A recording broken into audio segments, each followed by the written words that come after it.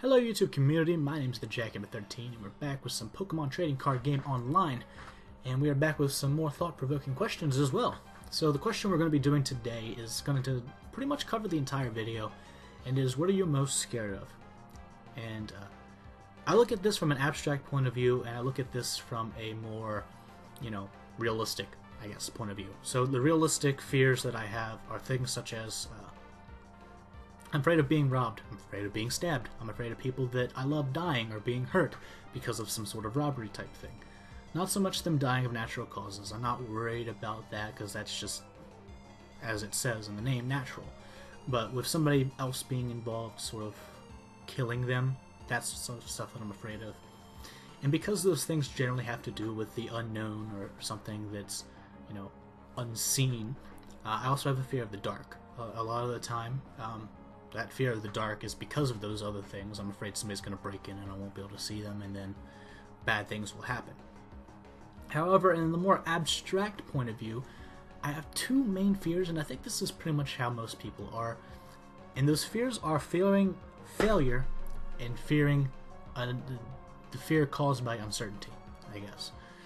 Now, the slight distinction between the two, fearing a failure is knowing that there is a possible outcome that you know is actually possible. If you go to your boss and ask for a raise, the possible outcomes are you're going to get the raise, or you're going to fail and he's going to fire you for whatever reason, or you're just not going to get the raise, and that's also considered a failure. But generally our minds go to the two extremes. We're either going to get the raise or we're going to be fired for asking the question, or we're going to get a deduction in pay, or whatever, that kind of thing. And my fear is not so much the actual outcome of that failure, it's more the effects of that outcome, if that makes any sense. So in terms of taking a test, I'm not so much afraid of getting an F on the test, but more so what that means about me as a person. If I cannot pass the test, what does this mean about me? What does this indicate about what I have done up to this certain point in time? What does this mean morally? Have I wronged somebody in some way by failing a test? Those are the kinds of things that I think of. And it might seem a little bit silly at first, but stretch it out to a little bit wider of a perspective, and you might see it a bit better. So, you fail a test. That test affects your grade. That grade affects whether or not the school will let you back the next year, or if you'll be held back, or whatever. That affects how much money goes into the entire education process. That affects how much money whoever is paying for your education gets to keep overall. That affects what they're able to do with their lives, and so therefore this one action eventually affects somebody else's life in a negative way. So that's where my fear comes in, more so the effects than it is the actual action.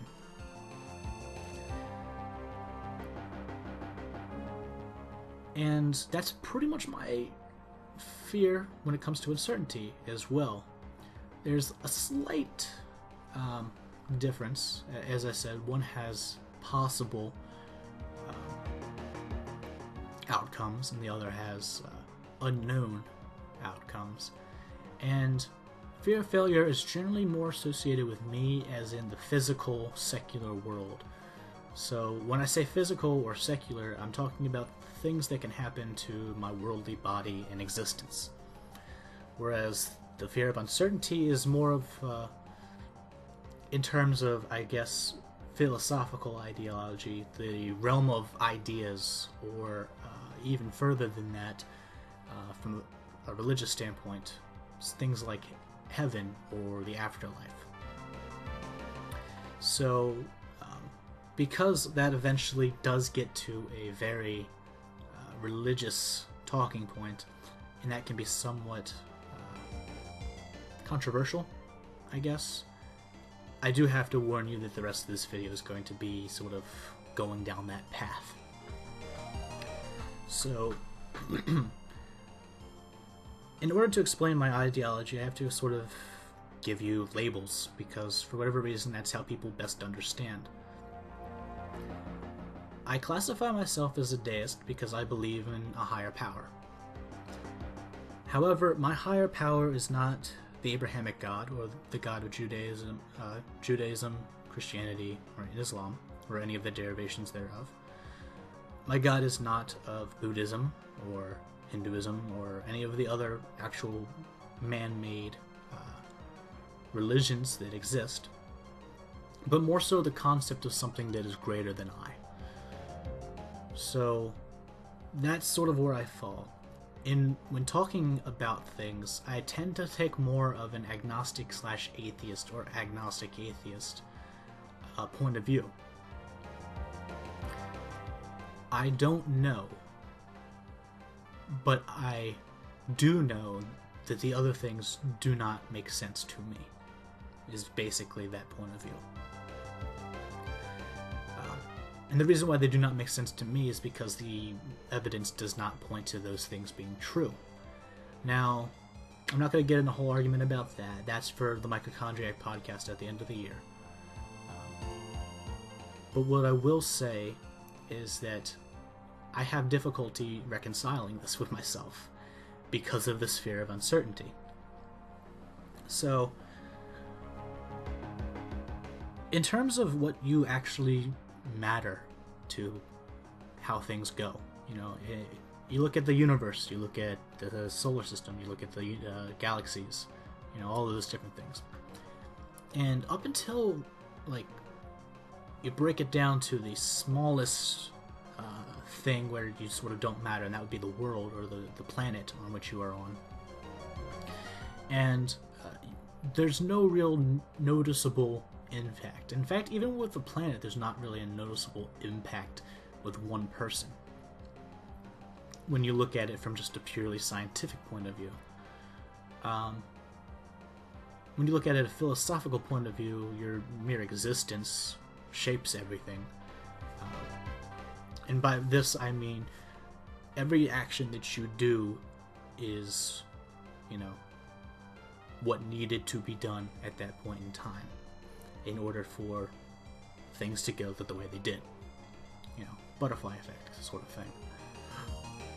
Had you have done this, other things that happened after would not have happened the way they did. And I don't quite go with that. In fact, my ideology of this whole entire universe thing is that it's a multiverse, which is somewhat in line with what current scientific thinking is, but mine goes a little bit further and sort of extrapolates from what they've gone through. And I believe that there are an infinite amount of universes, an infinite set of infinite amounts of universes. Let me be clear on that one. Because for every single person, for every single object, for every single action, there's an infinite amount of other things that could have happened. So if you change my name, simply my name change, from Michael to Michelle, and that's it. Nothing else changes. There's still an infinite amount of possibilities of things that could have changed within there. So simply because of that one small action, and I'm just saying nothing else changes in the world from the way it is before me and the way after me. I'm not even talking about, personality-wise or anything. That simple change creates another infinite amount of possibilities. And the way that I reconcile this with science is through the idea of the Great Bounce. Now, there's multiple different things, and that's not quite proven yet. I think it will eventually be proven just because it seems the most logical based on what we have learned so far. But there's the belief that either the energy will continue trying to, reach equilibrium on sort of a limit. So for those of you unfamiliar with the math term limits, it's basically you have something that is approaching a certain number. In this case, it would be approaching 0 or approaching equilibrium. But because it's approaching it, it never actually gets there. So on a graph, you'd have basically whatever it is that it is approaching on one side, and then you'd have this line going down it as close to it as possible without actually hitting it, and then it curving out to wherever the starting point was. So that's one possible theory. Other possible theories are that there's going to be a big explosion, which will just end everything as it is. So all of the energy will get to a certain point and sort of just explode because it needs to. You know, for whatever reason, when all of the energy has reached equilibrium, for something to change, there has to be an explosion or some sort of implosion, possibly. There's also the idea that it gets to that point where everything has reached equilibrium and it just stays that way. And then there's the idea of the Great Bounce, which is sort of like that implosion, explosion idea. You know, everything reaches a point of equilibrium and then it gets to a certain stage where things started rapidly at one point, rapidly just going crazy, basically. And instead of energy being at equilibrium, it has reached full levels of entropy, and it's just going all over the place, doing all kinds of things. And that would create a similar effect to what the Big Bang was. You know, it would be one situation where everything is just dispersed throughout, and boom, there you have, everything has been recreated. And I tend to like that idea because a Great Bounce, or a Big Bounce, or whatever it's actually called, would then create an infinite amount of possible universes, which lines up with my potential idea. And if you look at it as sort of like a spherical situation and not so much as a linear or planar situation, it's something that can just continue on infinitely. So it's an infinite set of infinite amounts of universes that has an infinite amount of recycling. And there you have the universe in a nutshell in my mind. So in order to overcome the fear of uncertainty, which is basically what this whole entire mindset does for me, is I embrace uncertainty. And I look at uncertainty and say, this is what actually is. You know? So I take the sum of all the possible things that could ever happen ever to anybody at any point, and I say, yes, those are true. In one way or another, those are true. Those have happened, those will happen, those are currently happening, whatever the case. And it diffuses the situation pretty well for me. It sort of makes it so that I don't have to answer the question, which is, of course, against the logical part of me, but it also makes it so that the question has been answered sufficiently. Because when you think about the unconscious mind, you don't really know a whole lot about it, but it could easily be a glimpse into any of the other possible realities, you know, that other things or other renditions of yourself face. That's why dreams and stuff happen. You're sort of gazing into the other realms and other realities, which I think would be pretty cool. And it also makes it so that your consciousness never really dies, so that you never really die, and you never really perish. You know, nothing bad happens to your being, I guess. I don't like looking at it as you have to relive this thing over and over again. I see it more as you're reborn into a different cycle, doing different things with no recollection of anything ever happening, or being reborn into the same thing with no recollection of anything ever happening, which would still be a new experience for you, in terms of you.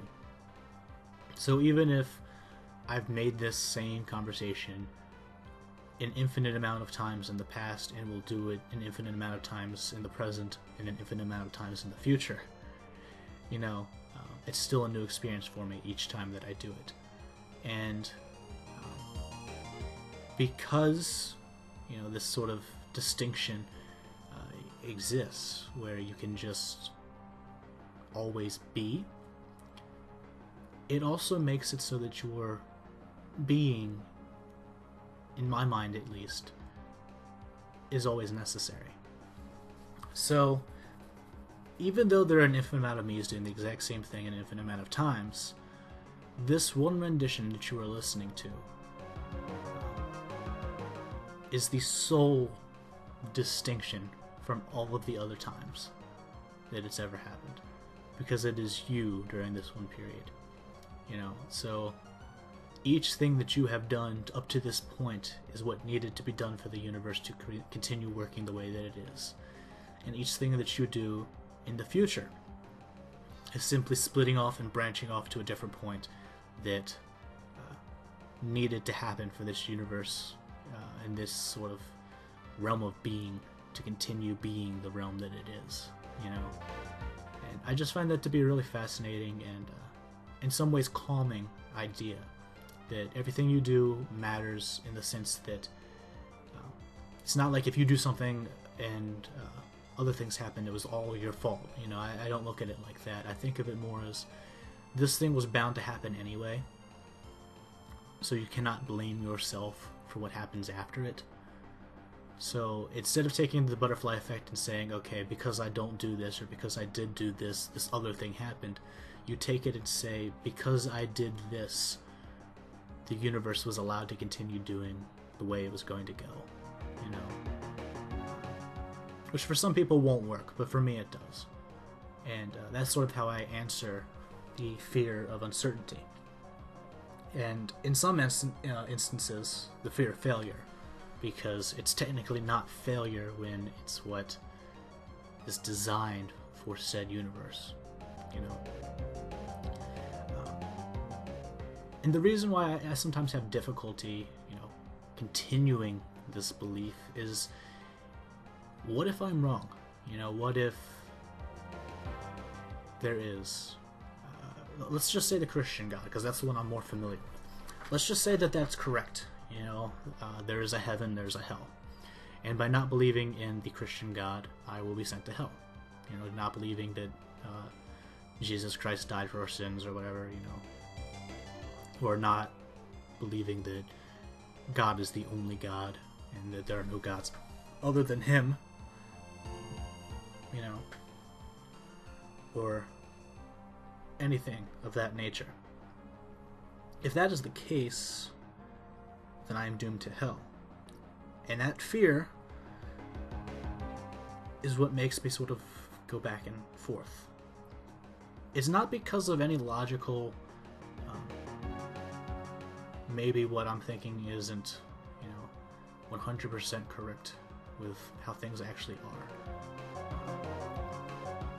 Because as far as I can tell, that idea seems to work more with reality than the idea of there being one all-powerful being who's basically a human with a lot of power, with all the power, basically. That just doesn't quite make sense. And I say he's a human not because of his physical form as Jesus Christ, but because of the way he acts, the way he performs, the way he does things,